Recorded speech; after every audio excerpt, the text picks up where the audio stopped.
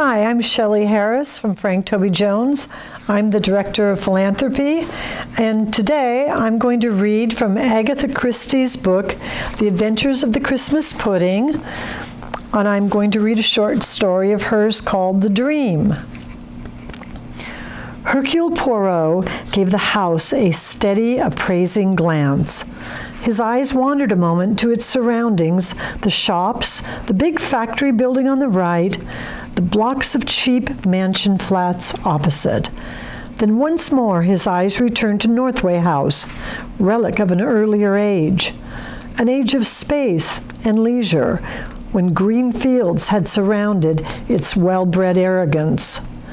Now it was an anachronism, submerged and forgotten in the hectic sea of modern London, and not one man in 50 could have told you where it stood. Furthermore, very few people could have told you to whom it belonged, though its owner's name would have been recognized as one of the world's richest men. But money can quench publicity as well as flaunt it. Benedict Farley, that eccentric millionaire, chose not to advertise his choice of residence. He himself was rarely seen, seldom making a public appearance.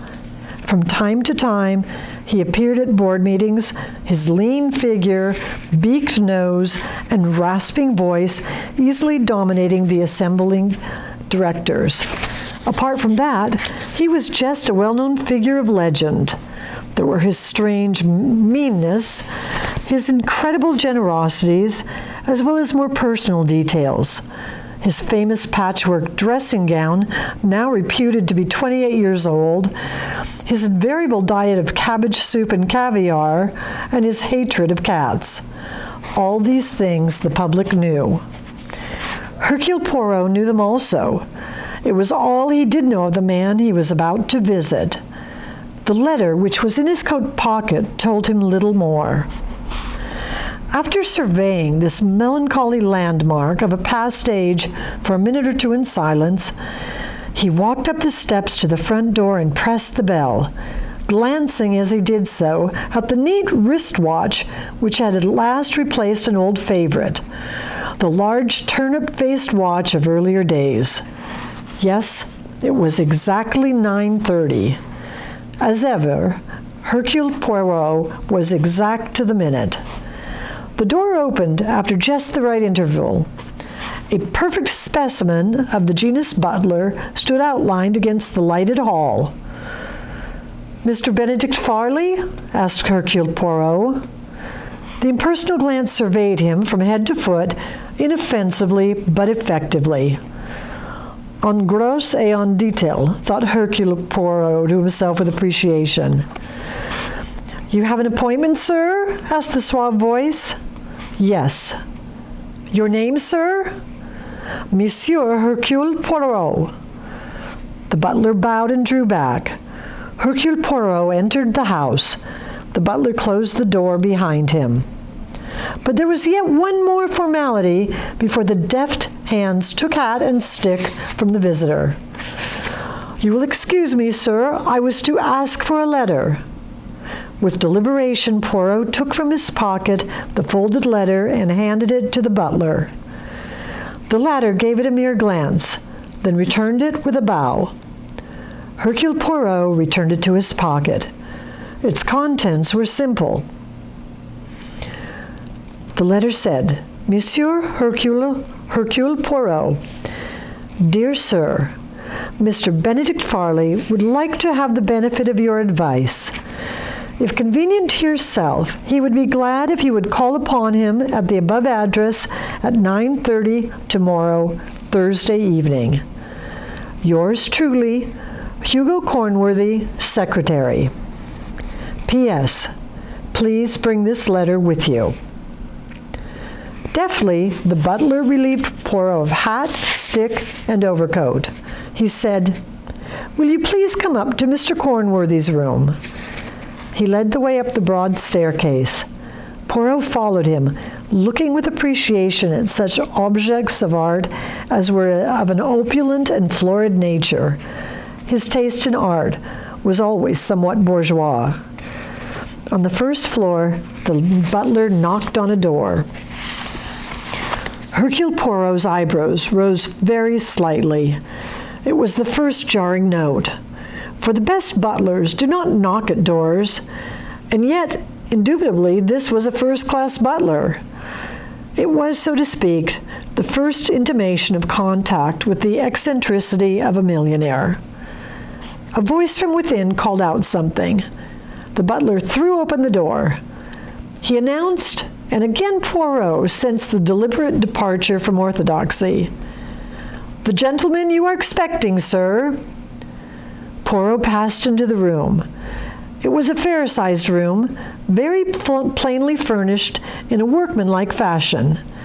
Filing cabinets, books of reference, a couple of easy chairs, and a large and imposing desk covered with neatly docketed papers. The corners of the room were dim, for the only light came from a big green-shaded reading lamp which stood on a small table by the arm of one of the easy chairs. It was placed so as to cast its full light on anyone approaching from the door. Hercule Poirot blinked a little, realizing that the lamp bulb was at least 150 watts. In the armchair sat a thin figure in a patchwork dressing gown, Benedict Farley. His head was stuck forward in a characteristic attitude, his beaked nose projecting like that of a bird. A crest of white hair, like that of a cockatoo, rose from his forehead, and his eyes glittered behind thick lenses as he peered suspiciously at his visitor. "Hey," he said at last, and his voice was shrill and harsh, with a rasping note in it. "Hey, so you're Hercule Poirot, hey?" "At your service," said Poirot politely and bowed, one hand on the back of the chair. Sit down," said the old man testily. Hercule Poirot sat down in the full glare of the lamp. From behind it, the old man seemed to be studying him attentively. "How do I know you're Hercule Poirot, hey?" he demanded fretfully. "Tell me that, hey?" Once more, Poirot drew the letter from his pocket and handed it to Farley. "Yes," admitted the millionaire grudgingly, "that's it. That's what I got Cornworthy to write." He folded it up and tossed it back. "So you're the fellow, are you?" With a little wave of his hand, Poirot said, "I assure you there is no deception." Benedict Farley chuckled suddenly. "That's what the conjurer says before he takes the goldfish out of the hat. Saying that is part of the trick, you know." Poirot did not reply. Farley said suddenly, "Think I'm a suspicious old man, hey?" "So I am." "Don't trust anybody, that's my motto. Can't trust anybody when you're rich. No, it doesn't do." "You wished," Poirot hinted gently, "to consult me?" The old man nodded. "That's right. Always buy the best, that's my motto. Go to the expert and don't count the cost. You'll notice, Monsieur Poirot, I haven't asked you your fee, and I'm not going to. Send me the bill later. I shan't cut it up rough over it. Damned fools at the dairy thought they could charge me 2 and 9 for eggs when 2 and 7's the market price. A lot of swindlers. I won't be swindled. But the man at the top's different. He's worth the money. I'm at the top myself, I know." Hercule Poirot made no reply. He listened attentively, his head poised a little on one side. Behind his impassive exterior, he was conscious of a feeling of disappointment. He could not exactly put his finger on it. So far, Benedict Farley had run true to type. That is, he had conformed to the popular idea of himself. And yet Poirot was disappointed. "The man," he said disgustedly to himself, "is a mountebank, nothing but a mountebank." He had known other millionaires, eccentric men too, but in nearly every case he had been conscious of a certain force, an inner energy that had commanded his respect. If they had worn a patchwork dressing gown, it would have been because they liked wearing such a dressing gown. But the dressing gown of Benedict Farley, or so it seemed to Poirot, was essentially a stage property, and the man himself was essentially stagey. Every word he spoke was uttered, so Poirot felt assured it was sheerly for effect. He repeated again unemotionally, "You wish to consult me, Mr. Farley?" Abruptly, the millionaire's manner changed. He leaned forward, and his voice dropped to a croak. Yes, yes. I want to hear what you've got to say, what you think. Go to the top, that's my way. The best doctor, the best detective, it's between the two of them. As yet, monsieur, I do not understand. Naturally you don't, snapped Farley. I haven't begun to tell you. He leaned forward once more and shot out an abrupt question. What do you know, Monsieur Poirot, about dreams? The little man's eyebrows rose. Whatever he had expected, it was not this. Well, for that, Monsieur Farley, I should recommend Napoleon's Book of Dreams, or the latest practicing psychologist from Harley Street. Benedict Farley said soberly, I've tried both. There was a pause, and then the millionaire spoke, at first almost in a whisper, and then with a voice growing higher and higher. It's the same dream, night after night. And I'm afraid, I tell you, I'm afraid.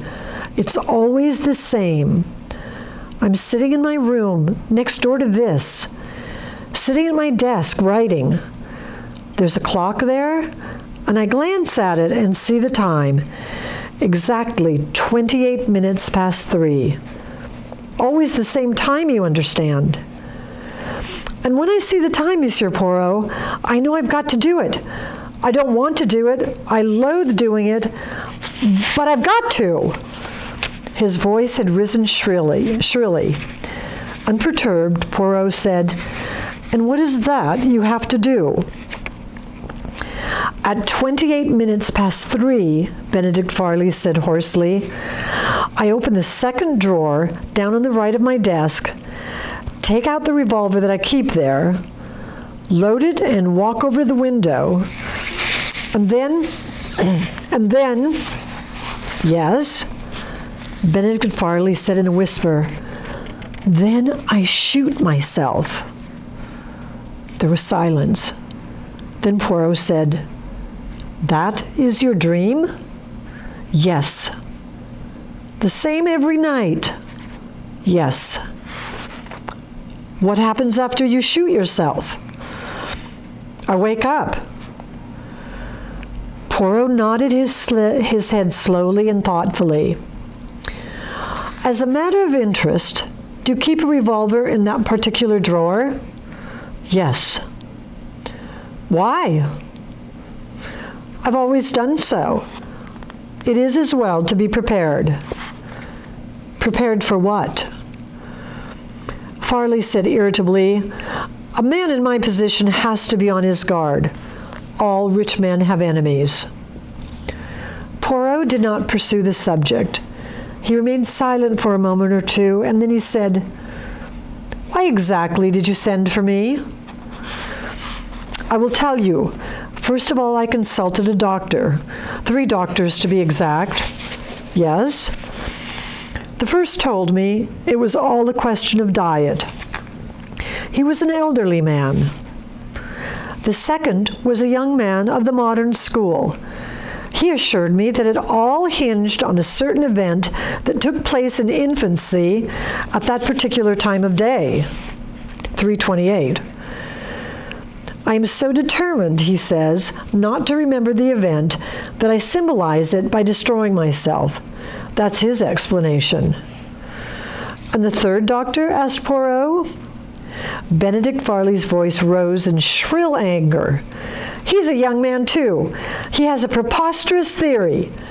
He asserts that I, myself, am tired of life, that my life is so unbearable to me that I deliberately want to end it. But since to acknowledge that fact would be to acknowledge that essentially I am a failure, I refuse in my waking moments to face the truth. But when I'm asleep, all inhibitions are removed. and I proceed to do that which I really wish to do. I put an end to myself.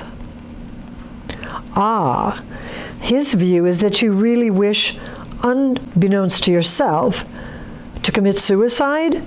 Said Poirot.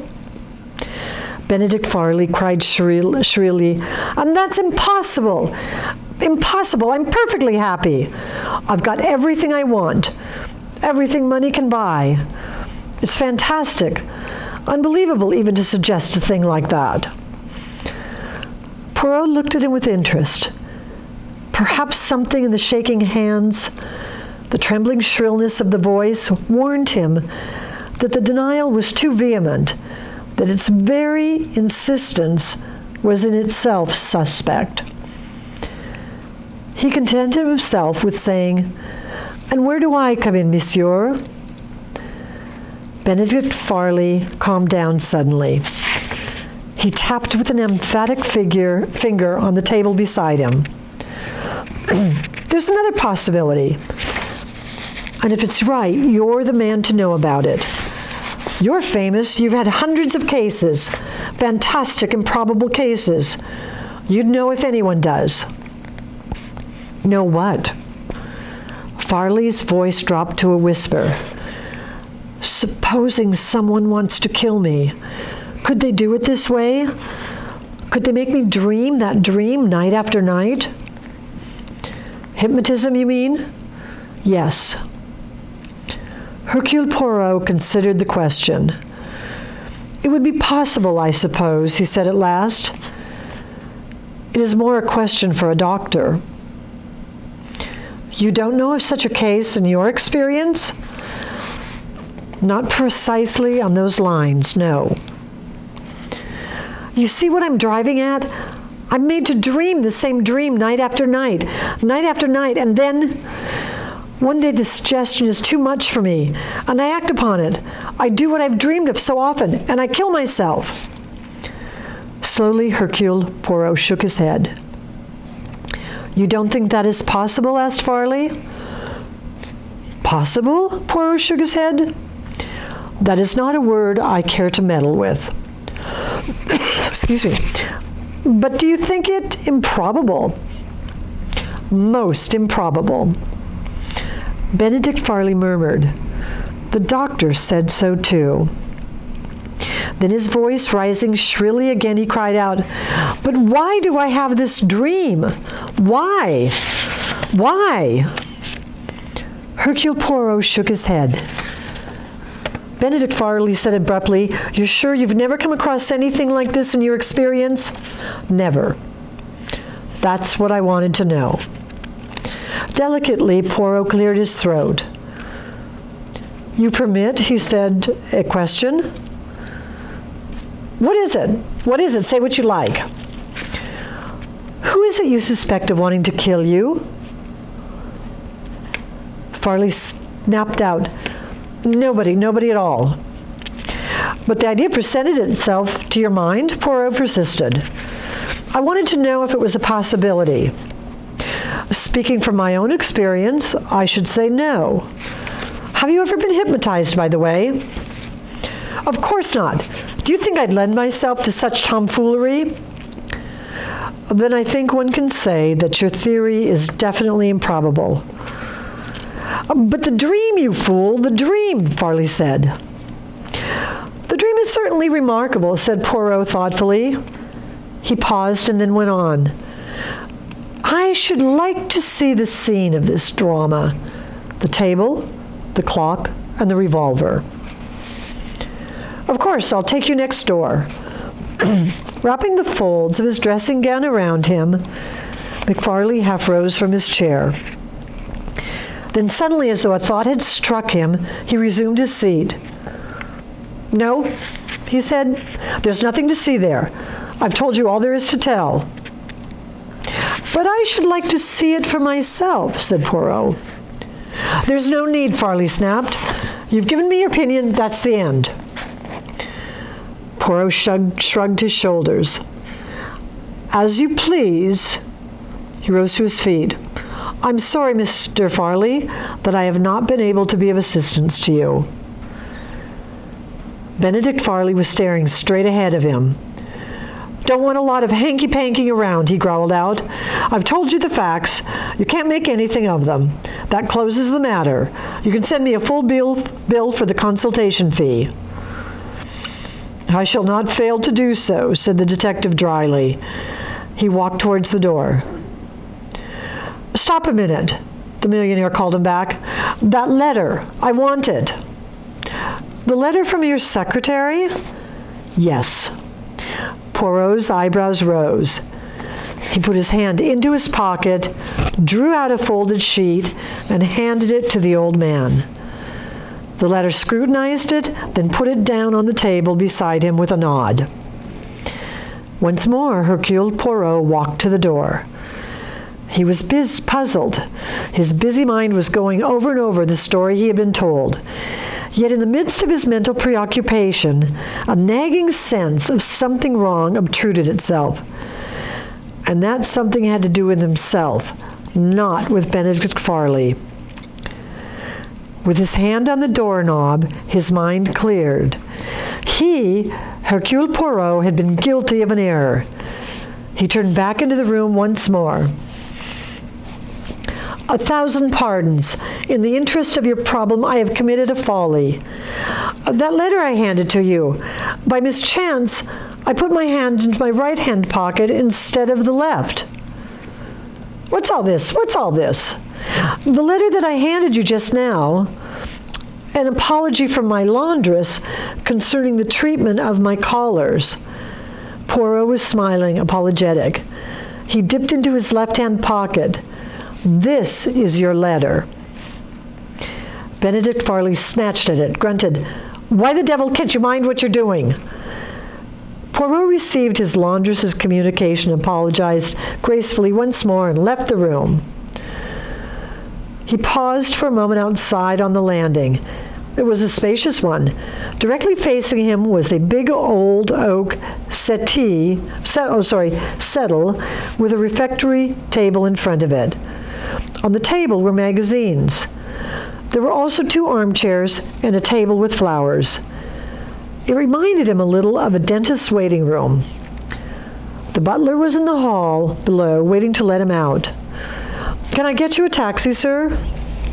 "No, I thank you. The night is fine. I shall walk." Hercule Poirot paused a moment on the pavement, waiting for a lull in the traffic before crossing the busy street. A frown creased his forehead. "No," he said to himself, "I do not understand it all. Nothing makes sense. Regrettable to have to admit it, but I, Hercule Poirot, am completely baffled." That was what might be termed the first act of the drama. The second act followed a week later. It opened with a telephone call from one John Stillingfleet, M.D.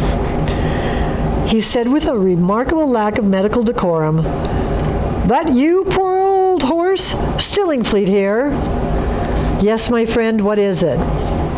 "I'm speaking from Northway House, Benedict Farley's."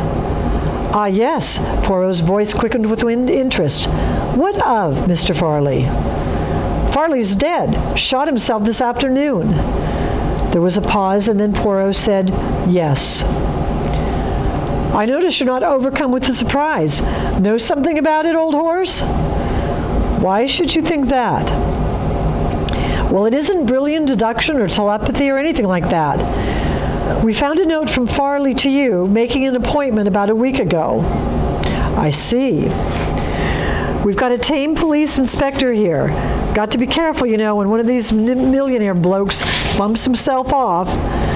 Wondered whether you could throw any light on the case. If so, perhaps you'd come round?" "I will come immediately." "Good for you, old boy. Some dirty work at the crossroads, eh?" Poirot merely repeated that he would set forth immediately. "Don't want to spill the beans over the telephone?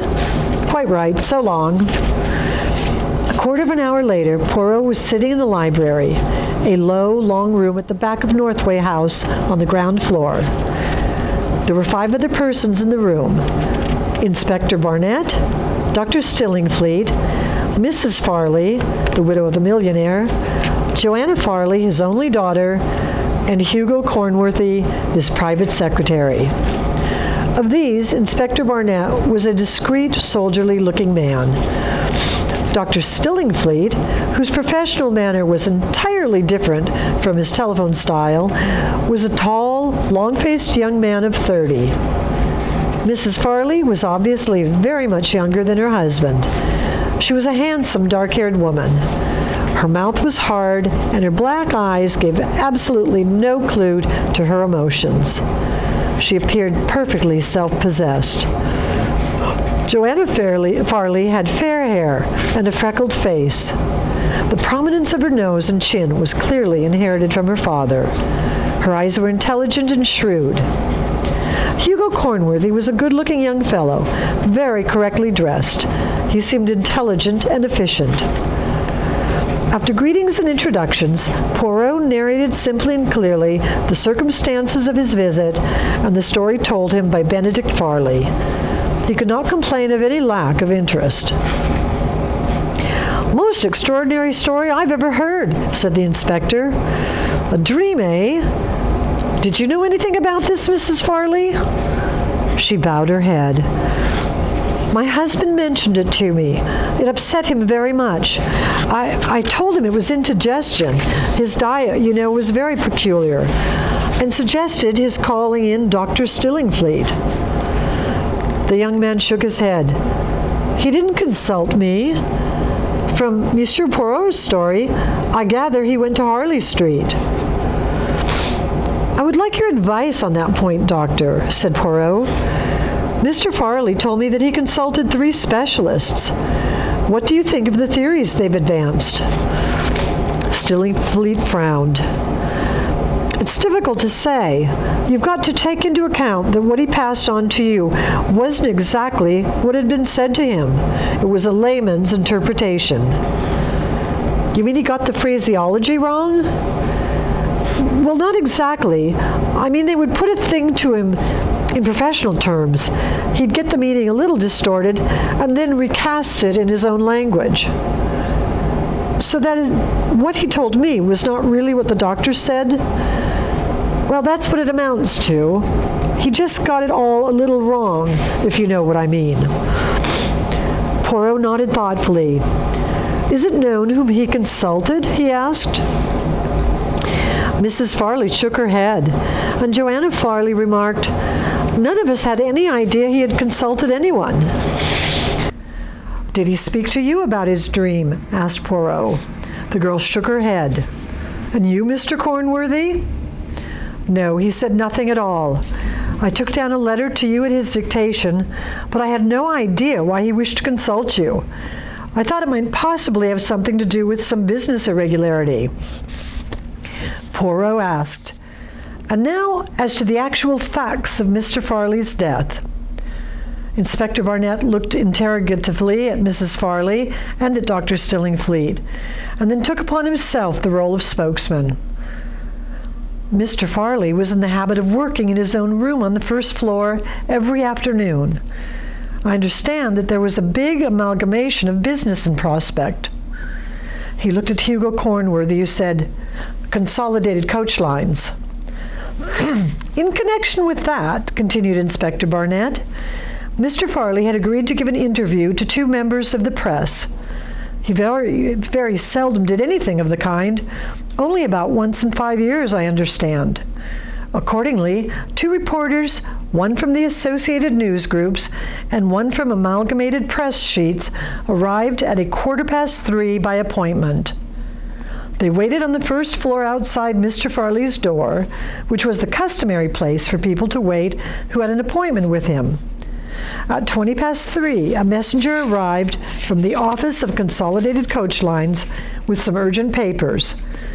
He was shown into Mr. Farley's room, where he handed over the documents. Mr. Farley accompanied him to the door, and from there spoke to the 2 members of the press. He said, "I'm sorry, gentlemen, to have to keep you waiting, but I have some urgent business to attend to. I will be as quick as I can."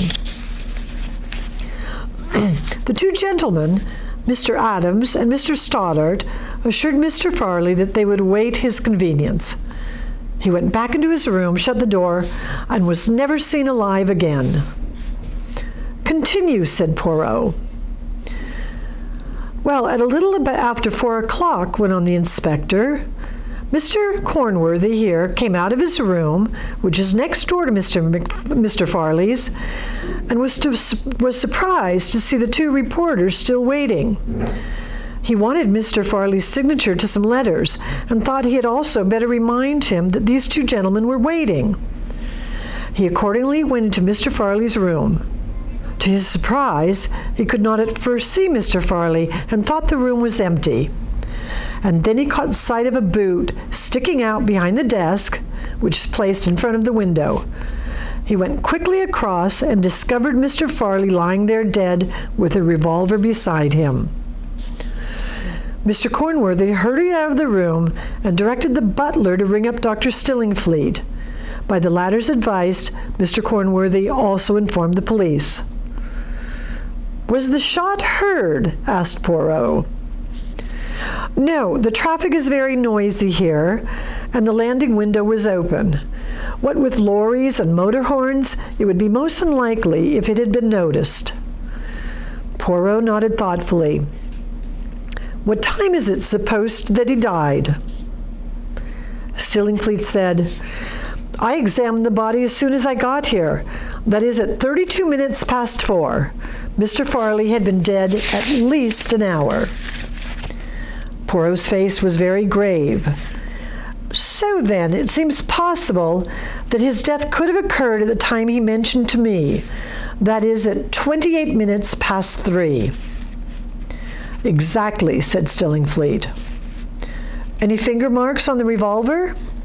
"Yes, his own." "And the revolver itself?" The inspector took up the tale. "Was one which he kept in the second right-hand drawer of his desk, just as he told you. Mrs. Farley has identified it positively. Moreover, you understand there is only one entrance to the room, the door giving on to the landing. The two reporters were sitting exactly opposite that door, and they swear that no one entered the room from the time Mr. Farley spoke to them until Mr. Cornworthy entered in at a little after 4 o'clock. So that there is every reason to suppose that Mr. Farley committed suicide." Inspector Barnett smiled a little. "There would have been no doubt at all, but for one point." "And that?" "The letter written to you." Poirot smiled too. "I see. Where Hercule Poirot is concerned, immediately the suspicion of murder arises." "Precisely," said the inspector dryly. "However, after your clearing up of the situation—" Poirot interrupted him. "One little minute." He turned to Mrs. Farley. "Had your husband ever been hypnotized?" "Never." "Had he studied the question of hypnotism? Was he interested in the subject?" She shook her head. "I don't think so." Suddenly her self-control seemed to break down. "That horrible dream, it's uncanny. That he should have dreamed that night after night, and then it's as though he were hounded to death." Poirot remembered Benedict Farley saying, "I proceed to do that which I really wish to do. I put an end to myself." He said, "Had it ever occurred to you that your husband might be tempted to do away with himself?" "No, at least, sometimes he was very strange." Joanna Farley's voice broke in clear and scornful. "Father would never have killed himself. He was far too careful of himself." Dr. Stillingfleet said, "It isn't the people who threaten to commit suicide who usually do it, you know, Miss Farley. That's why suicide sometimes seems unaccountable." Poirot rose to his feet. "Is it permitted," he asked, "that I see the room where the tragedy occurred?" "Certainly. Dr. Stillingfleet?" The doctor accompanied Poirot upstairs. Benedict Farley's room was much larger than the one of the secretaries next door. It was luxurious. I will try and say that word. Luxuriously furnished with deep leather-covered armchairs, a thick pile carpet, and a superb outsized writing desk. Poirot passed behind the ladder to where a dark stain on the carpet showed just before the window. He remembered the millionaire saying, "At 28 minutes past 3, I open the second drawer on the right of my desk, take out the revolver that I keep there, load it, and walk over to the window. And then I shoot myself." He nodded slowly, and then he said, "The window was open like this?" "Yes, but nobody could have got in that way." Poirot put his head out. There was no sill or parapet and no pipes near. Not even a cat could have gained access that way. Opposite rose the blank wall of the factory, a dead wall with no windows in it. Stillingfleet said, "Funny room for a rich man to choose as his own sanctum with that outlook. It's like looking out onto a prison wall." "Yes," said Poirot. He drew his head in and stared at the expanse of solid brick. "I think," he said, that wall is important." Stillingfleet looked at him curiously. "You mean psychologically?" Poirot had moved to the desk.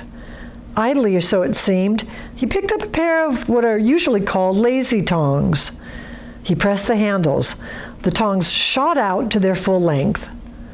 Delicately, Poirot picked up a burnt match stump with them from beside a chair some feet away and conveyed it carefully to the waste paper basket. "When you're finished playing with those things," said Stillingfleet irritably. Hercule Poirot murmured, "An ingenious invention," and replaced the tongs neatly on the writing table. And then he asked, "Where were Mrs. Farley and Miss Farley at the time of the death?" "Mrs. Farley was resting in her room on the floor above this. Miss Farley was painting in her studio at the top of the house." Hercule Poirot drummed idly with his fingers on the table for a minute or two, and then he said, "I should like to see Miss Farley. Do you think you could ask her to come here for a minute or two?" "If you like." Stillingfleet glanced at him curiously, then left the room. In another minute or two, the door opened, and Joanna Farley came in. "You do not mind, mademoiselle, if I ask you a few questions?" She returned his glance coolly. "Please ask anything you choose." "Did you know that your father kept a revolver in his desk?" "No." "Where were you and your mother? That is to say, your stepmother. That is right?" "Yes, Louise is my father's second wife. She's only 8 years older than I am." "You were about to say, where were you and she on Thursday of last week? That is to say, on Thursday night?" She reflected for a minute or two. "Thursday? Let me see. Oh, yes, we had gone to the theater to see The Little Dog Laughed." "Your father did not suggest accompanying you?" "He never went out to theaters." "What did he usually do in the evenings?" "He sat in here and read." "He was not a very sociable man?" The girl looked at him directly. "My father," she said, "had a singularly unpleasant personality. No one who lived in close association with him could possibly be fond of him." "Well, that, mademoiselle, is a very candid statement." "I'm saving you time, Monsieur Poirot. I realize quite well what you're getting at. My stepmother married my father for his money. I live here because I have no money to live elsewhere. There's a man I wish to marry. A poor man, my father saw to it that he lost his job. He wanted me, you see, to marry well. An easy matter since I was to be his heiress." "Your father's fortune passes to you?" "Yes, that is, he left Louise, my stepmother, 250,000 free of tax, and there are other legacies, but the residue goes to me." She smiled suddenly. "So you see, Monsieur Poirot, I had every reason to desire my father's death. I see, mademoiselle, that you have inherited your father's intelligence. She said thoughtfully, Father was clever. One felt that with him, that he had force and driving power. But it had all turned sour, bitter, and there was no humanity left. Hercule Poirot said softly, Grand Dieu, but what an imbecile I am. Joanna Farley turned towards the door. Is there anything more? 2 little questions. These tongs here. He picked up the lazy tongs. Were they always on the table? Yes, Father used them for picking up things. He didn't like stooping. One other question. Was your father's eyesight good? She stared at him. Oh, no, he couldn't see at all. I mean, he couldn't see without his glasses. His sight had always been bad from a boy. But with his glasses? Well, he could see all right then, of course. He could read newspapers and fine print? Oh, yes. All right, that is all, mademoiselle. She went out of the room. Poirot murmured, I was stupid. It was there all the time, under my nose, and because it was so near, I could not see it. He leaned out of the window once more. Down below, in the narrow way between the house and the factory, he saw a small, dark object. Hercule Poirot nodded, satisfied, and went downstairs again. The others were still in the library. Poirot addressed himself to the secretary. I want you, Mr. Cornworthy, to recount to me in detail the exact circumstances of Mr. Farley's summons to me. When, for instance, did Mr. Farley dictate that letter? On Wednesday afternoon at 5:30, as far as I can remember. Were there any special directions about posting it? He told me to post it myself. And you did so? Yes. Did he give any special instructions to the butler about admitting me? Yes, he told me to tell Holmes, the butler, that a gentleman would be calling at 9:30. He was to ask the gentleman's name, and he was also to ask to see the letter. Well, a rather peculiar precaution to take, don't you think? Cornworthy shrugged his shoulders. Mr. Farley, he said carefully, was rather a peculiar man. Any other instructions? Yes, he told me to take the evening off. And did you do so? Yes, immediately after dinner, I went to the cinema. And when did you return? I let myself in about 11:15. Did you see Mr. Farley again that evening? No. And he did not mention the matter the next morning? No. Poirot paused a minute and then resumed. When I arrived, I was not shown into Mr. Farley's own room. No, he told me that I was to tell Holmes to show you into my room. Why was that, do you know? Cornworthy shook his head. I never questioned any of Mr. Farley's orders, he said dryly. He would have resented it if I had. Did he usually receive visitors in his own room? Usually, but not always. Sometimes he saw them in my room. Was there any reason for that? Hugo Cornworthy considered. No, I hardly think so, and I've never really thought about it. Turning to Mrs. Farley, Poirot asked, you permit that I ring for your butler? Certainly, Monsieur Poirot. Very correct and very urbane, Holmes answered the bell. You rang, madam? Mrs. Farley indicated Poirot with a gesture. Holmes turned politely. Yes, sir? What were your instructions, Holmes, on the Thursday night when I came here? Holmes cleared his throat and then said, after dinner, Mr. Cornworthy told me that Mr. Farley expected a Monsieur Hercule Poirot at 9:30. I was to ascertain the gentleman's name, and I was to verify the information by glancing at a letter. And then I was to show him up to Mr. Cornworthy's room. Were you also told to knock on the door?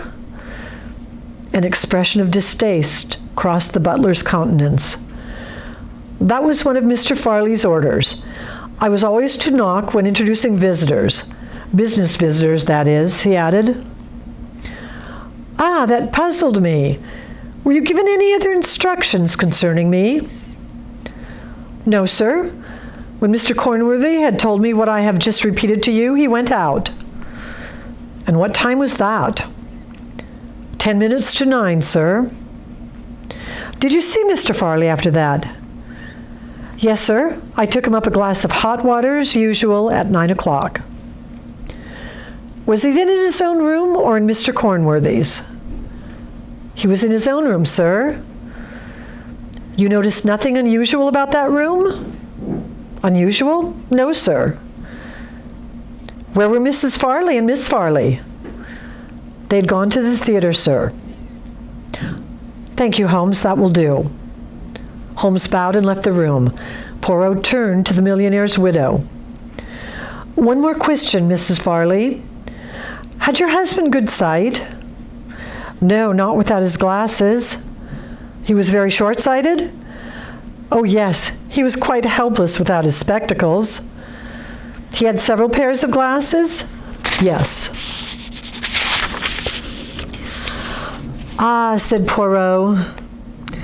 He leaned back.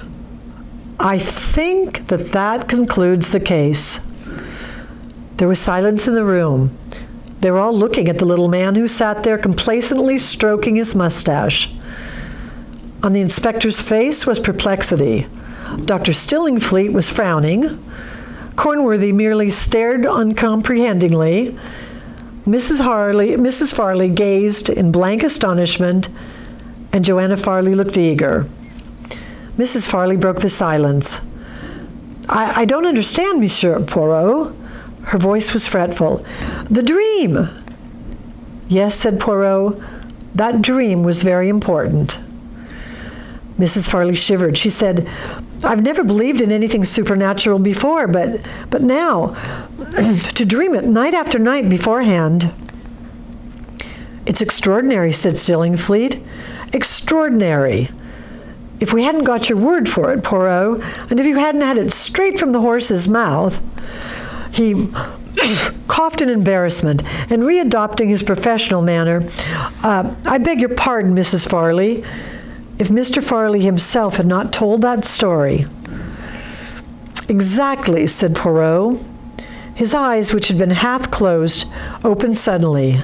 They were very green. If Benedict Farley hadn't told me... He paused a minute, looking round at a circle of blank faces. There are certain things you comprehend that happened that evening which I was quite at a loss to explain. First, why make such a point of my bringing that letter with me? Identification, suggested Cornworthy. No, my dear young man. Really, that idea is too ridiculous. There must be some much more valid reason. For not only did Mr. Farley require to see that letter produced, but he definitely demanded that I should leave it behind me. And moreover, even then he did not destroy it. It was found among his papers this afternoon. Why did he keep it? Joanna Farley's voice broke in. He wanted, in case anything happened to him, that the facts of his strange dream should be made known. Poirot nodded approvingly. You are astute, mademoiselle. That can only be the point of the keeping of the letter. When Mr. Farley was dead, the story of that strange dream was to be told. That dream was very important. That dream, mademoiselle, was vital. I will come now, he went on, to the second point. After hearing his story, I asked Mr. Farley to show me the desk and the revolver.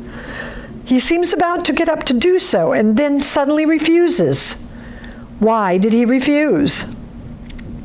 This time, no one advanced an answer. Well, I will put that question differently.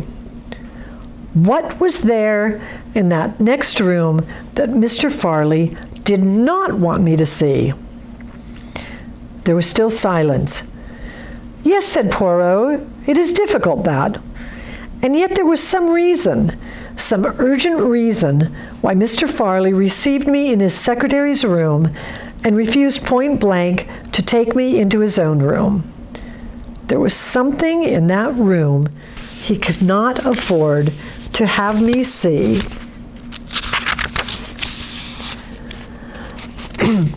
And now I come to the third inexplicable thing that happened on that evening. Mr. Farley, just as I was leaving, requested me to hand him the letter I had received. By inadvertence, I handed him a communication from my laundress. He glanced at it and laid it down beside him. And just before I left the room, I discovered my error and rectified it. After that, I left the house, and I admit it, I was completely at sea. The whole affair, and especially that last incident, seemed to me quite inexplicable. He looked around from one to the other. You do not see? Stillingfleet said, I don't really see how your laundress comes into it, Poirot. My laundress, said Poirot, was very important. That miserable woman who ruins my collars was for the first time in her life useful to somebody. Surely, you see, it is so obvious. Mr. Farley glanced at that communication, and one glance would have told him that it was the wrong letter, and yet he knew nothing. Why? Because he could not see it properly. Inspector Barnett said sharply, Didn't he have his glasses on? Hercule Poirot smiled. Yes, he said. He had his glasses on, and that is what makes it so very interesting. He leaned forward. Mr. Farley's dream was very important. He dreamed, you see, that he committed suicide, and a little later on, he did commit suicide. That is to say, he was alone in a room and was found there with a revolver by him, and no one entered or left the room at the time that he was shot. What does that mean? It means, does it not, that it must be suicide? Yes, said Stillingfleet. Hercule Poirot shook his head. On the contrary, he said, it was murder. As unusual and a very cleverly planned murder. Again he leaned forward, tapping the table, his eyes green and shining. Why did Mr. Farley not allow me to go into his own room that evening? What was there in there that I must not be allowed to see? I think, my friends, that there was Benedict Farley himself. He smiled at blank faces. Yes, it's not nonsense what I say. Why could the Mr. Farley, to whom I had been talking, not realize the difference between two totally dissimilar letters? Because, my friends, he was a man of normal sight wearing a pair of very powerful glasses. Those glasses would render a man of normal eyesight practically blind. Isn't that so, Doctor? Stillingfleet murmured, That's so, of course. Why did I feel that in talking to Mr. Farley, I was talking to a mountebank, to an actor playing a part? Consider the setting. The dim room, the green-shaded light turned blindingly away from the figure in the chair. What did I see? The famous patchwork dressing gown, the beak nose, which was faked with that useful substance nose putty, the white crest of hair, the powerful lenses concealing the eyes. What evidence is there that Mr. Farley ever had a dream? Only the story I was told and the evidence of Mrs. Farley. What evidence is there that Benedict Farley kept a revolver at his desk? Again, only the story and the word of Mrs. Farley. Two people carried this fraud through, Mrs. Farley and Hugo Cornworthy.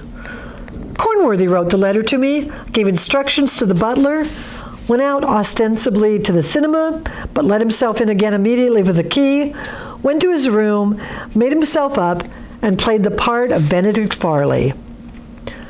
And so we come to this afternoon, the opportunity for which Mr. Cornworthy had been waiting arrives. There are 2 witnesses on the landing to swear that no one goes in or out of Benedict Farley's room. Cornworthy waits until a particularly heavy batch of traffic is about to pass. And then he leans out of his window and with the lazy tongs, which he has purloined from the desk next door, he holds an object against the window of that room. Benedict Farley comes to the window. Cornworthy snatches back the tongs, and as Farley leans out and the lorries are passing outside, Cornworthy shoots him with a revolver that he has ready. There's a blank wall opposite, remember, and there can be no witnesses of the crime. Cornworthy waits for over half an hour, then gathers up some papers, conceals the lazy tongs and the revolver between them, and goes out onto the landing and into the next room. He replaces the tongs on the desk, lays down the revolver after pressing the dead man's fingers on it, and hurries out with the news of Mr. Farley's suicide. He arranges that the letter to me shall be found and that I shall arrive with my story, the story I heard from Mr. Farley's own lips, of his extraordinary dream and the strange compulsion he felt to kill himself. A few credulous people will discuss the hypnotism theory, but the main result will be to confirm without a doubt that the actual hand that held the revolver was Benedict Farley's own. Hercule Poirot's eyes went to the widow's face. He noticed with satisfaction the dismay, the ashy pallor, the blind fear. And in due course, he finished gently, the happy ending would have been achieved. 250,000 and 2 hearts that beat as one. John Stillingfleet, M.D., and Hercule Poirot walked along the side of Northway House. On their right was the towering wall of the factory, and above them, on their left, were the windows of Benedict Farley's and Hugo Cornworthy's rooms. Hercule Poirot stopped and picked up a small object, a black stuffed cat. "Voila," he said. "That is what Cornworthy held in the lazy tongs against Farley's window. You remember, he hated cats. Naturally, he rushed to the window." Why on earth didn't Cornworthy come out and pick it up after he dropped it? How could he? To do so would have been definitely suspicious. After all, if this object were found, what would anyone think? That some child had wandered round here and dropped it? "Yes," said Stillingfleet with a sigh. "That's probably what the ordinary person would have thought. But not good old Hercule. Do you know, old horse, up to the very last minute, I thought you were leading up to some subtle theory of highfalutin psychological suggested murder. I bet those 2 thought so too. Nasty bit of goods, the Farley. Goodness, how she cracked. Cornworthy might have got away with it if she hadn't had hysterics and tried to spoil your beauty by going for you with her nails. I only got her off you just in time." He paused a moment and then said, "I rather like the girl. Grit, you know, and brains. I suppose I'd be thought to be a fortune hunter if I had a shot at her?" "You are too late, my friend. There is already someone on the side. Her father's death has opened the way to happiness. Take it all round, she had a pretty good motive for bumping off her unpleasant parent." Motive and opportunity are not enough," said Poirot. "There must also be the criminal temperament." "I wonder if you'll ever commit a crime, Poirot," said Stillingfleet. "I bet you could get away with it all right. As a matter of fact, it would be too easy for you. I mean, the thing would be off as definitely too unsporting." "That," said Poirot, is a typical English idea. Great story, The Dream. And next, we'll hear about Greenshaw's Folly. This is Shelley Harris, Director of Philanthropy from Frank Toby Jones, wishing you a very good week. Stay safe and healthy. Thank you.